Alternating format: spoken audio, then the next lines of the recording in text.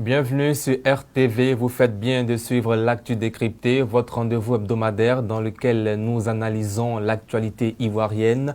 Dans ce premier numéro, nous parlerons de l'hommage de la nation rendu aux 4 casques bleus ivoiriens de la MINUSMA mort à Tombouctou, les élections législatives et enfin la lettre d'excuse de Marcel Amontano au président Alassane Ouattara. À cette occasion, je reçois Kraberna, journaliste éditorialiste. Bonsoir. Bonsoir, Sidi. Et Élisée Boloubeu, journaliste analyste politique. Bonsoir. Bonsoir Sidi. Ça fait quand même 3 fois que la Côte d'Ivoire est frappée par le terrorisme après l'attaque de Grand Bassam, l'attaque de Kafolo et la mission au Mali. Kraberna, cela veut dire que la Côte d'Ivoire reste une cible pour le terrorisme?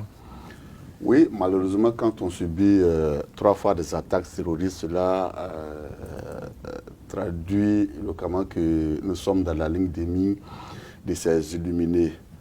Comme vous l'avez si bien dit, cela fait 3 fois que la Côte d'Ivoire est frappée par des actes terroristes, comme vous l'avez si bien dit, d'abord à Grand Bassam, à Kafolo, et la 3e fois hors des limites territoriales au Mali, où nos soldats de la paix sont allés pour conquérir la paix pour ces populations, malheureusement, qui sont tombées pour la paix.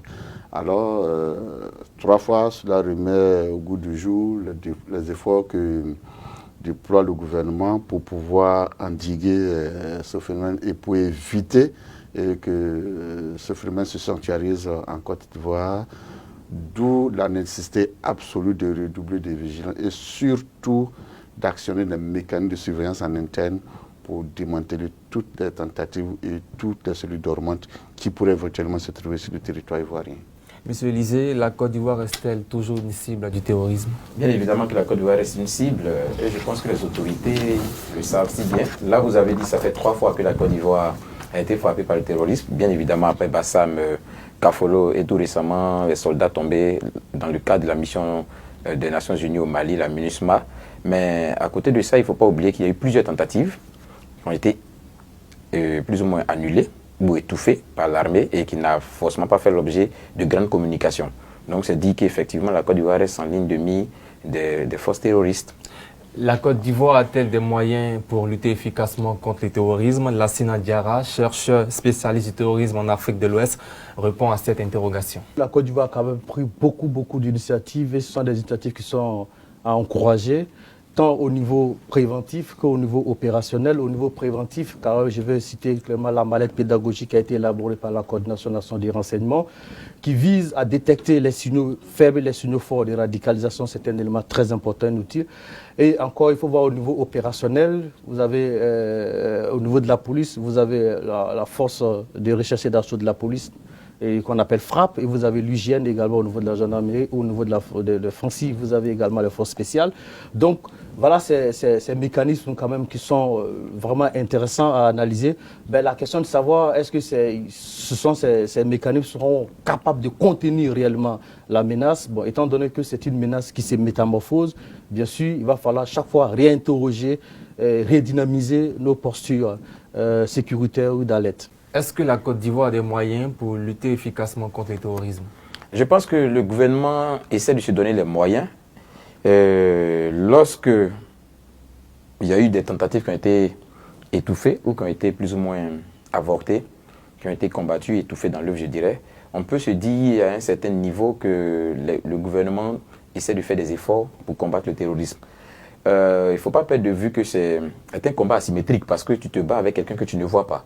Donc, si jusque-là, on a réussi à contenir, au regard de toutes les menaces qui ont été entreprises par les uns et les autres, on a réussi à contenir, on peut dire que la Côte d'Ivoire, tant bien que mal, essaie de résister et se donne les moyens de résister.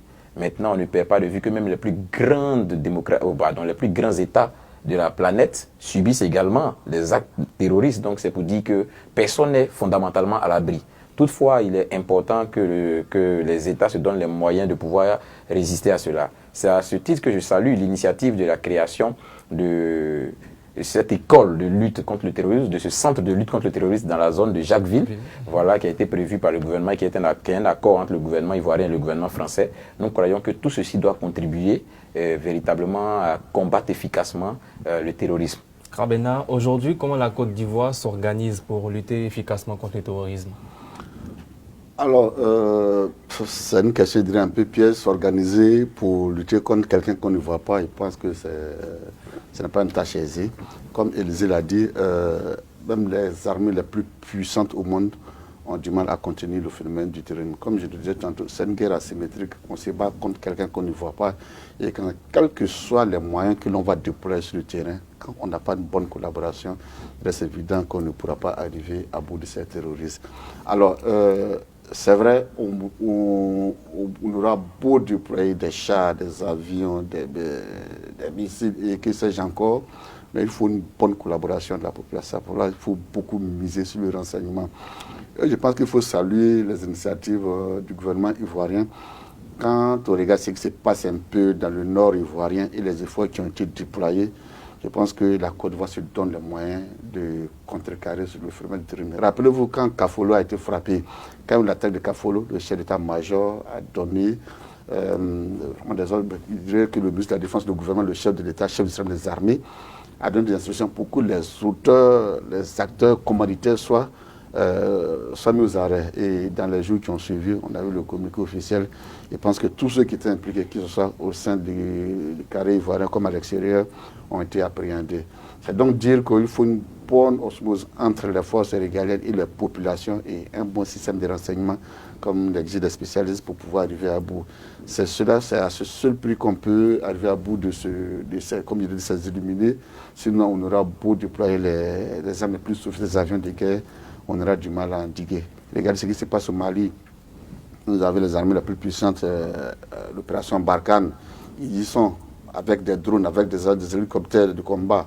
Mais on a du mal. C'est vrai, le Mali, c'est notre territoire, c'est notre réalité. Mais il faut beaucoup miser sur la collaboration armée-population et surtout le renseignement. Si tu le permets bien, je voudrais bien réagir, voilà, tous dans le même cadre. Pour ce qui concerne les forces de lutte contre le terrorisme, je pense qu'en dehors de l'aspect militaire, il faut relever un élément important qui est la cohésion nationale. Vous savez, les terroristes prospèrent dans des États un peu déstructurés.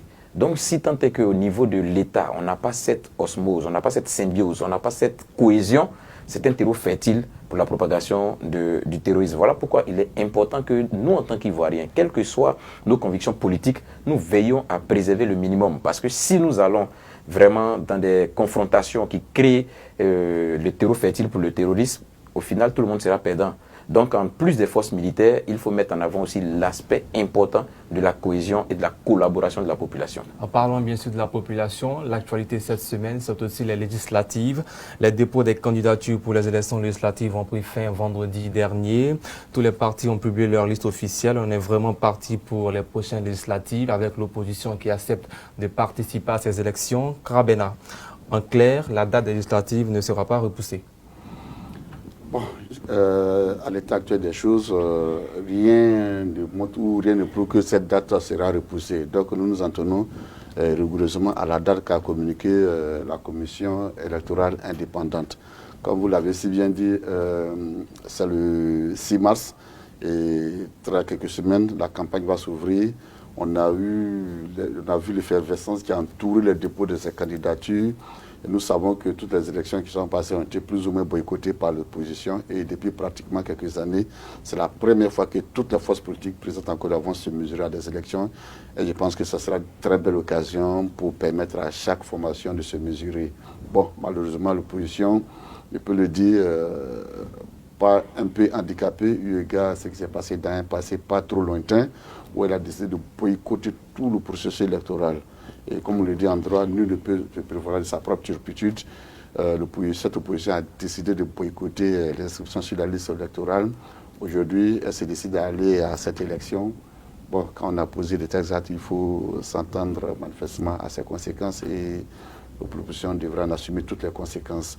Quant au parti au pouvoir, le RHDP, c'est vrai, il y a eu beaucoup de graissements des dents dans le choix des candidats. Mais je pense qu'avec la liste qui a été communiquée dans les médias ce week-end, je pense que le RHDP part plus ou moins en rang serré et pourrait sans aucun doute garder sa majorité au Parlement.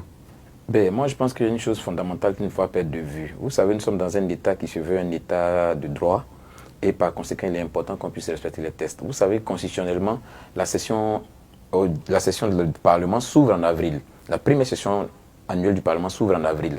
C'est pourquoi, justement, on ne peut pas ouvrir la session parlementaire sans des députés.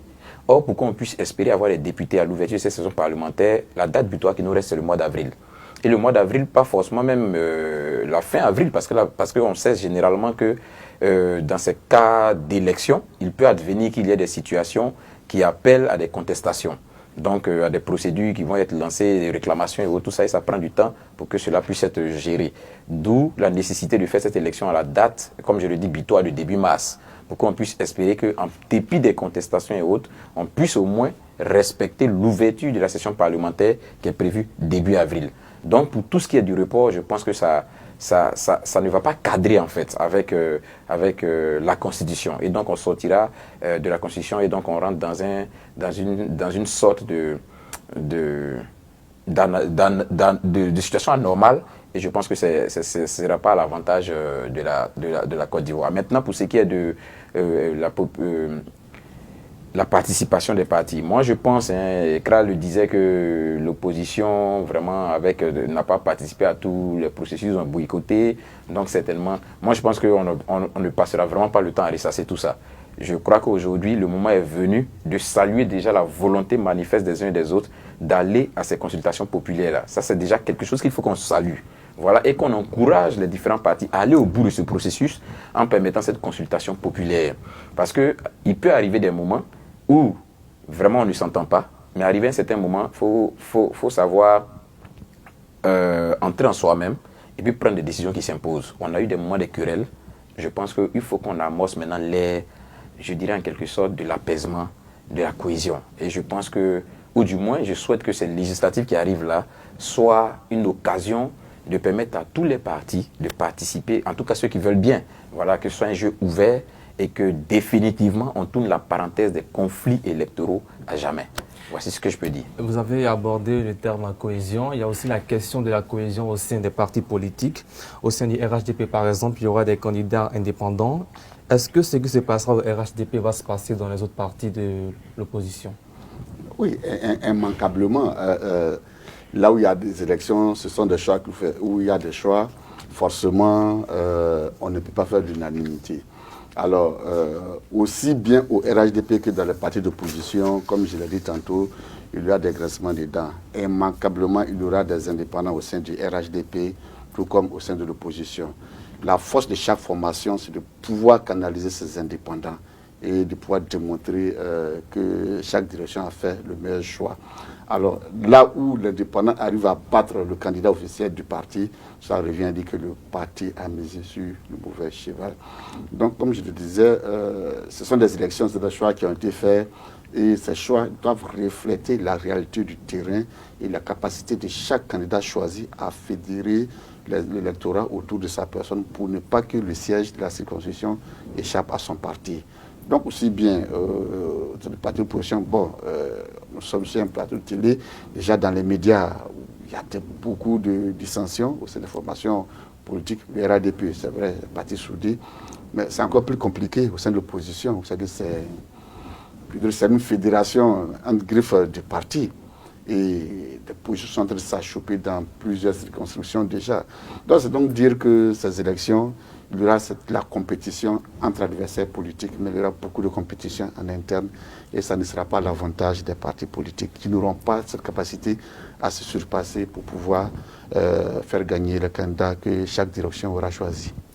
Pour moi, contrairement à certaines personnes qui semblent être plus ou moins affectées par la situation du fait que des individus ou des personnes, en dépit du choix qui a été fait par les partis, décident d'aller elles-mêmes, moi je pense que c'est le jeu démocratique.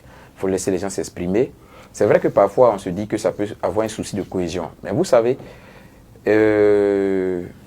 éduquer des masses, il y a des méthodologies. Ça peut se faire de façon douce comme ça peut se faire avec un choc.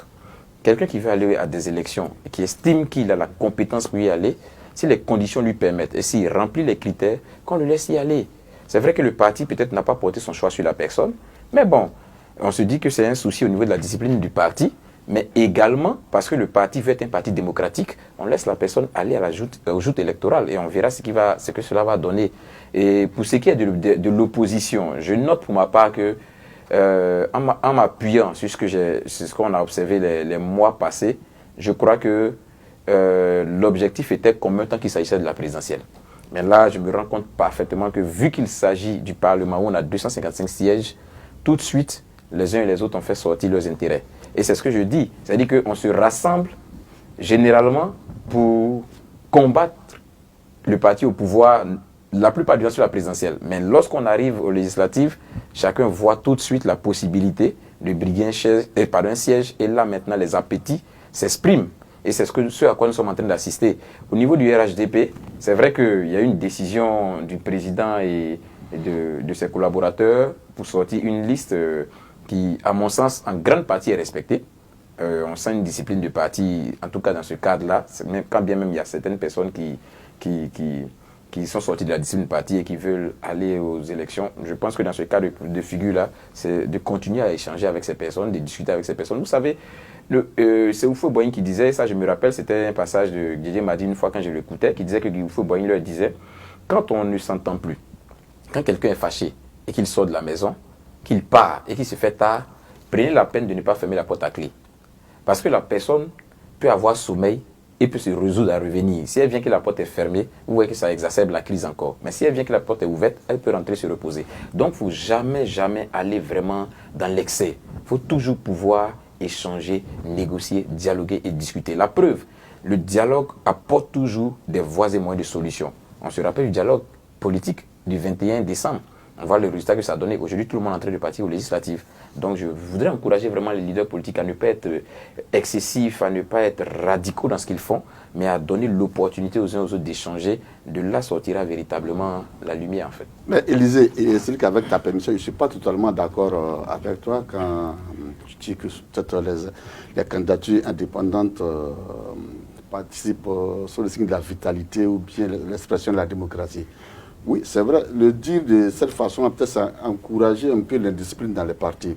Il y a quelque chose qui est fondamental. Il faudrait que les directions de chaque parti politique arrivent à faire les choix les plus judicieux possibles. Un parti a une structuration, il y a des délégués, il y a des responsables de secteur. C'est toutes ces personnes-là qui doivent s'asseoir pour dire voici le meilleur cheval. Et quand ce meilleur cheval est choisi, tout le monde doit faire courir autour de ces derniers. C'est évident, tout le monde ne peut pas être député, tout le monde ne peut pas être maire. Il y aura des localités où un candidat indépendant va faire perdre un siège à son parti. Ce n'est pas une élection locale où c'est la proportionnelle qu'on va siéger.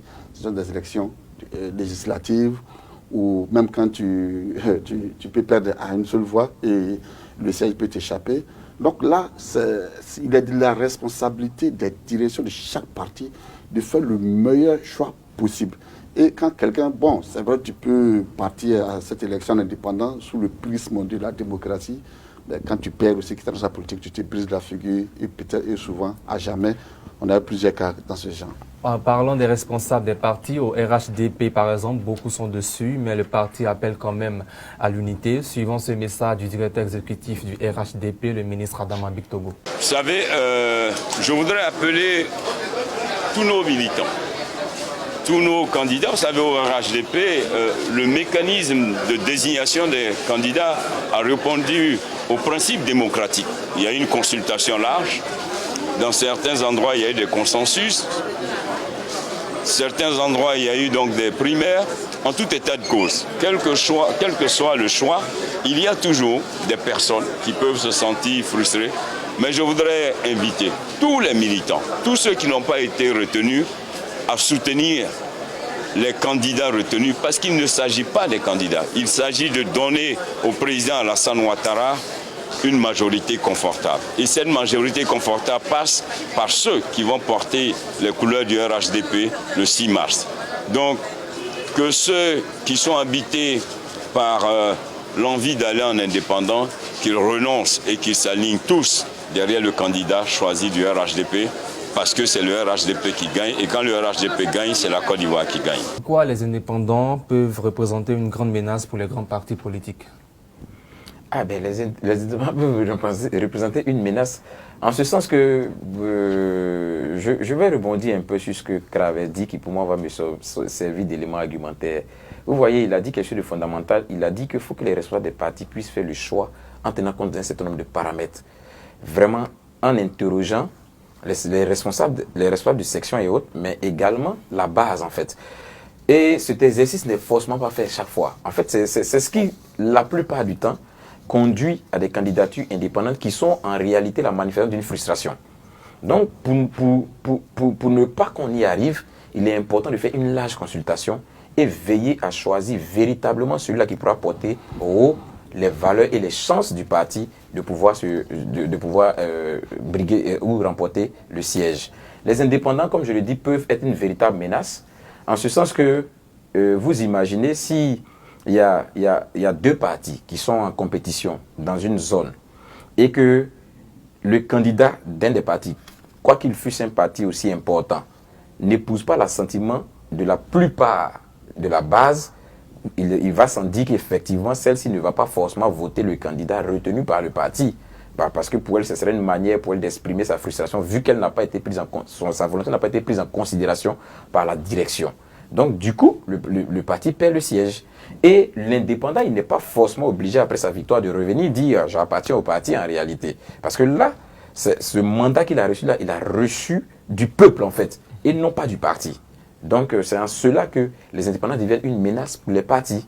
D'accord. Dans une déclaration publiée ce lundi 25 janvier 2021 via son compte Facebook, l'ex-collaborateur du président Alassane Ouattara, Marcel Amontano, fait le bilan de l'année 2020. Il reconnaît entre autres avoir profondément heurté le chef de l'État et il présente aussi ses excuses à Alassane Ouattara. Krabena, qu'est-ce que vous pensez de cette lettre de Marcel Amontano? Bon,